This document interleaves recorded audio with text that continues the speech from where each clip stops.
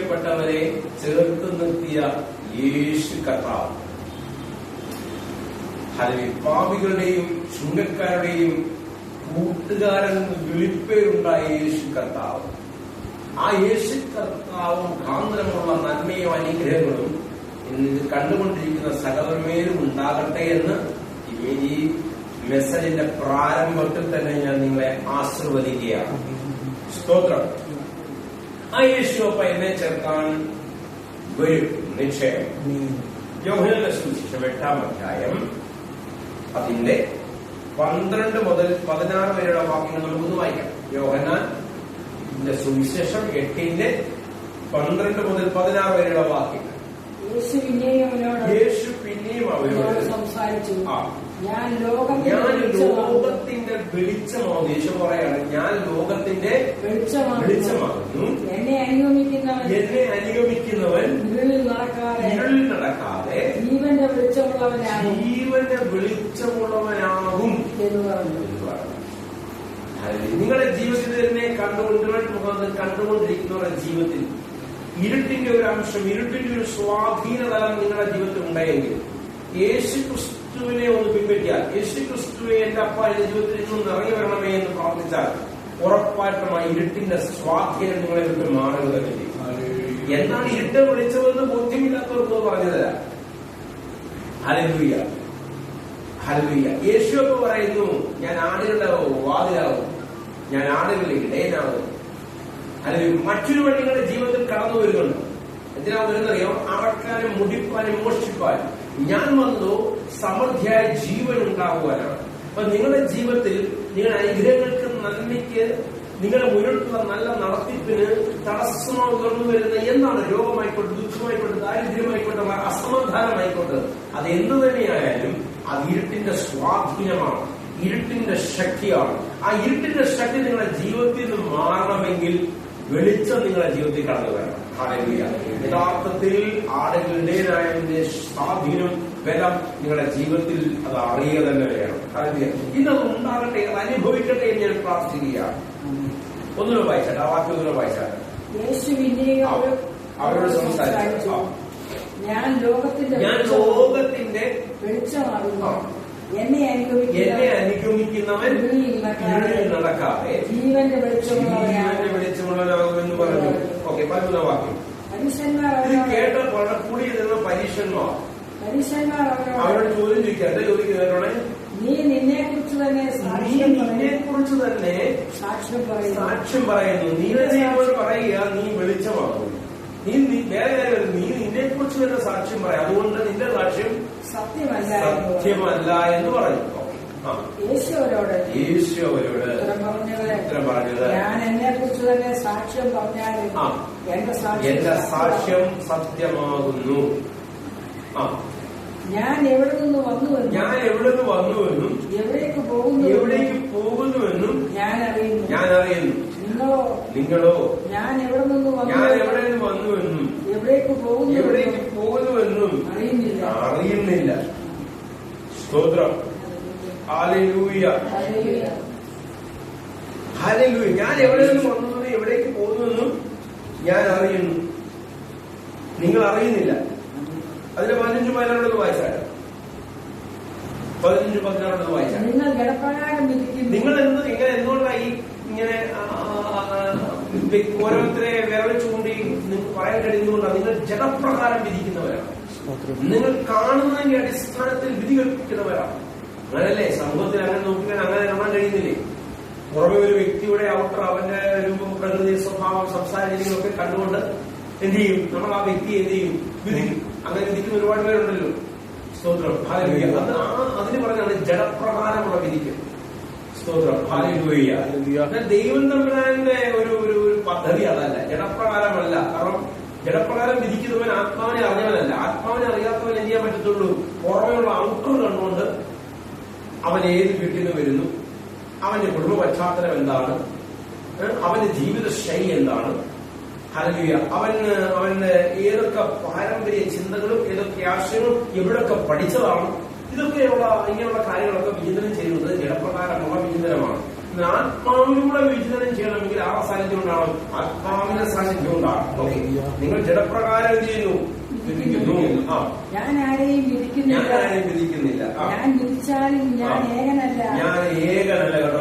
ചോദിച്ചൊരു ചോദ്യമുണ്ട്, നിനക്ക് കൂടുതൽ സാക്ഷ്യം നിന്നെപ്പറ്റി സാക്ഷ്യം പറയുന്നു, ആരെങ്കിലും നിന്റെ കൂടുണ്ടോ?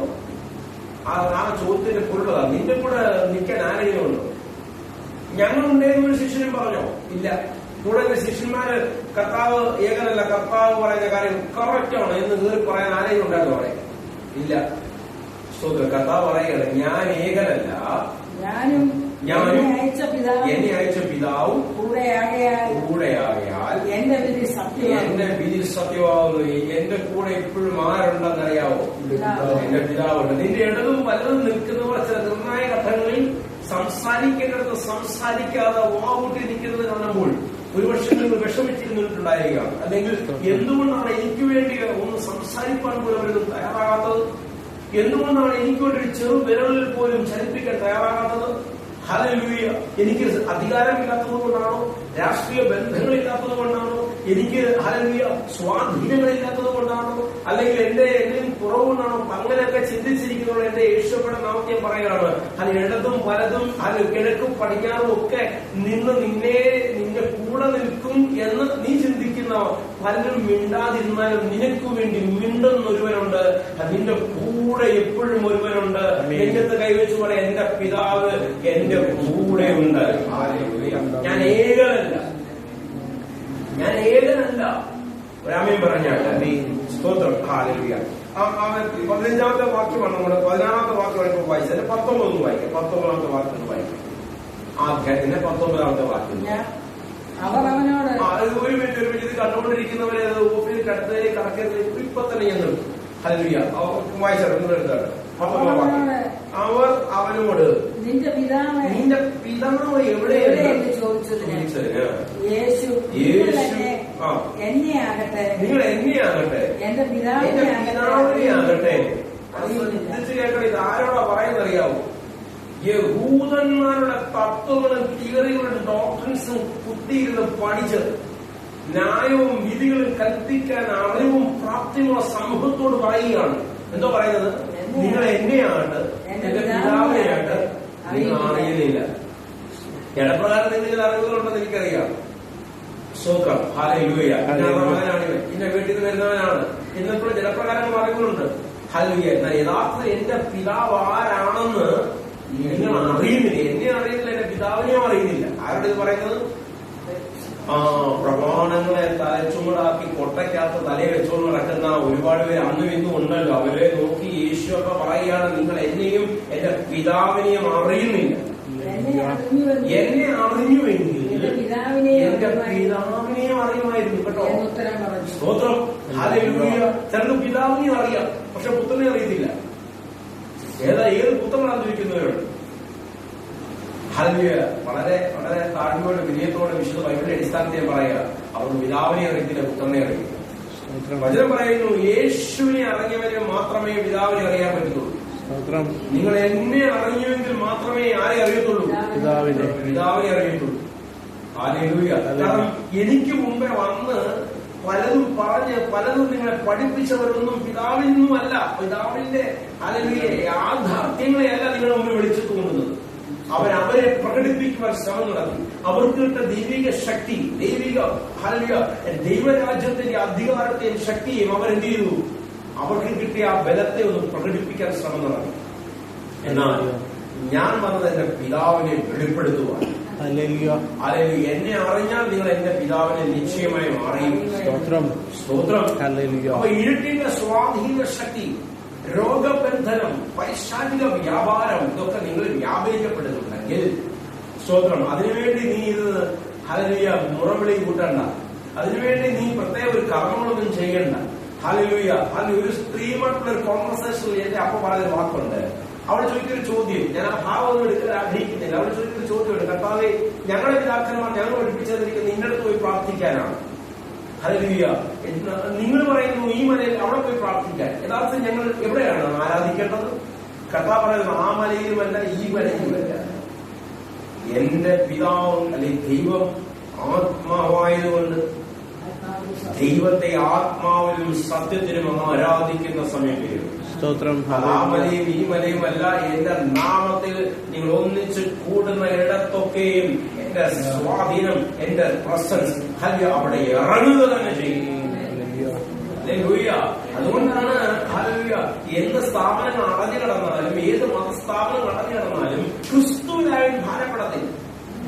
ഇത് കേട്ടുകൊണ്ടിരിക്കുന്ന പലരും ഭാരമുണ്ട്. അയ്യോ, ഞാൻ ആയിരിക്കുന്ന എന്റെ ആലയം ഒന്ന് തുറന്നു കിട്ടിയിരുന്നെങ്കിൽ എത്ര നാളായി ആലയത്തിൽ പോയി, ആലയത്തിൽ പോകുന്ന പലരുമുണ്ട്. അല്ലെങ്കിൽ പേടിച്ചും ഭയന്നും അല്ലെങ്കിൽ അകലൊക്കെ കീപ്പ് ചെയ്ത് പോയി, എന്നാൽ ഇപ്പോൾ അടച്ചു കിടക്കുക, ഇടയ്ക്ക് വരണ്ടെന്ന് പറയുക. അങ്ങനെയൊക്കെയുള്ള തലങ്ങളിൽ പേടിച്ചു ഭയം ഇരിക്കുന്നവരൊക്കെ അപ്പയുടെ നാമത്തെ ഞാൻ പറയുകയാണ്. ആലയത്തിലല്ല ഫോക്കസ് ചെയ്യേണ്ടത്, ക്രിസ്തുവിനത്രേ ഫോക്കസ് ചെയ്യേണ്ടത്. യേശു ക്രിസ്തുവിൽ നീ കേന്ദ്രീകരിക്കപ്പെടുന്നുവെങ്കിൽ നീ ഇരിക്കുന്ന വീടിനകത്ത് ദൈവ സാന്നിധ്യം ഇറങ്ങുക തന്നെ ചെയ്യും. നിന്റെ കാട്ടിലെ ദൈവത്തിന്റെ കൃപയുടെ മഴ പെയ്തിറങ്ങും. ഹല്ലേലൂയ. നീ തൊടുന്നതിനകത്തെല്ലാം ദൈവത്തിന്റെ വലിയ സ്വാധീനം ഇറങ്ങും. ഹല്ലേലൂയ. യേശുവയുടെ നാമത്തിൽ ഞാൻ പറയുകയാണ്, ഇന്നെ കണ്ടുകൊണ്ടിരിക്കുന്ന ചിലരുടെ പേപ്പർ വർക്കുകളുടെ മേൽ ദൈവത്തിന്റെ കരം ചലിക്കാൻ പോവുകയാണ്.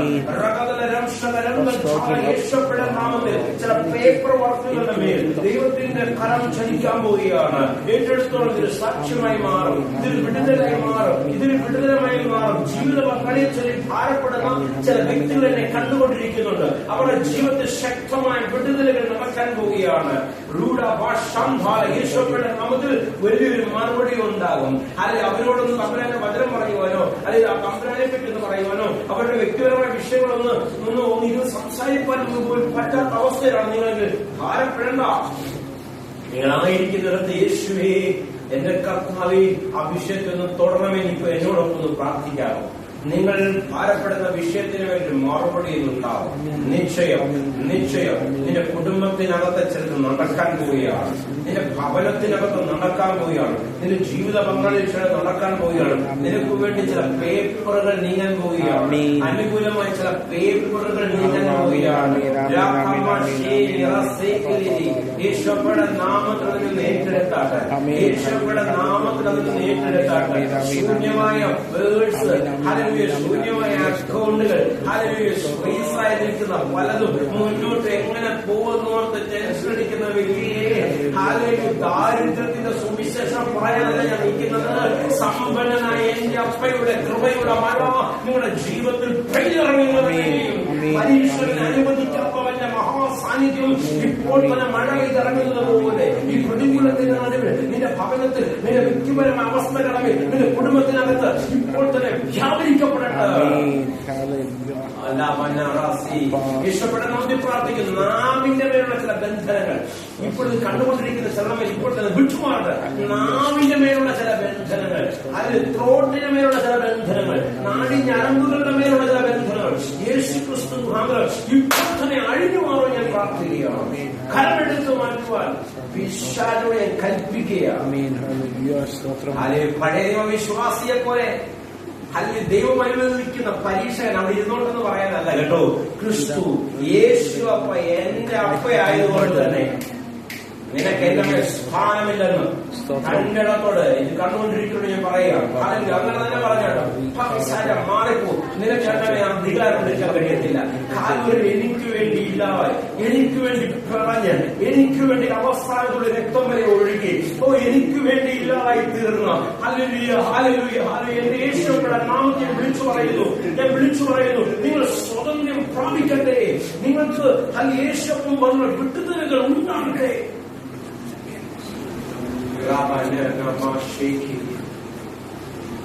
ദൈവരാജ്യത്തിന്റെ ശക്തിയും അധികാരവും ഈ കണ്ടുകൊണ്ടിരിക്കുന്ന ഓരോരുത്തരും ഇറങ്ങട്ടെ.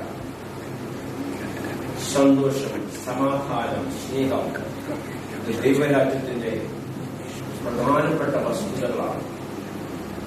ആ സ്വാധീനം, ആ മഹത്വം നിങ്ങളുടെ കുടുംബത്തിലാണ്, വ്യക്തിപരമായ അവസ്ഥയിലാണ്, നിങ്ങളുടെ ഭവനം സ്വർഗീയമായ അനുഭവങ്ങളുണ്ടായി. കണ്ണിന് പ്രശ്നമുള്ള ചിലർ എന്നെ കാണുന്നുണ്ട്. അവരുടെ കണ്ണിനെ ദൈവം തുറക്കുകയാണ്. വലിയ സാക്ഷികൾ ഉണ്ടാകാൻ പോകുന്നു. സ്തോത്രം. ഹല്ലേലൂയ. നിന്റെ ശ്രദ്ധ വെച്ച് കാണുന്നവനെ കണ്ടവൻ നന്ദി പരിശുദ്ധ നന്ദി അപ്പാ നിങ്ങളുടെ വലിയ സാന്നിധ്യം വെളിപ്പെട്ട ദൈവത്തെ സ്തോത്രം. പ്രാർത്ഥനയുടെ ദൈവത്തെ സ്തോത്രം. യേശു അപ്പയുടെ അധികാരമുള്ള നാമത്തിൽ തന്നെ ആമേൻ ആമേൻ ആമേൻ. കർത്താവ് നിങ്ങളെ എല്ലാവരെയും ധാരാളമായി അനുഗ്രഹിക്കട്ടെ. ആമേൻ.